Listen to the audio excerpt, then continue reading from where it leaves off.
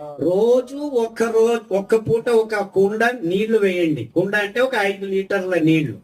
ఒక్క పూట 5 లీటర్స్ అంతే చాలు.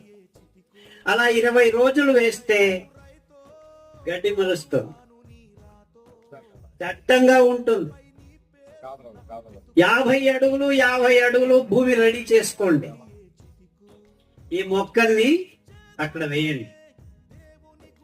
అండుకూరలు అయితే 60 రోజులకి మీకు కంకి కడుతుంది, 70 రోజులకి కటావ్.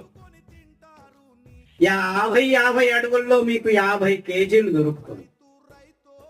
ఒక 2 నెలలు అట్టి పెట్టండి, ఇంకా 50 మందికి కేజీ ఇవ్వండి.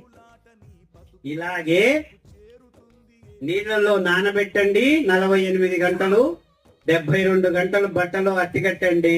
1 కేజీ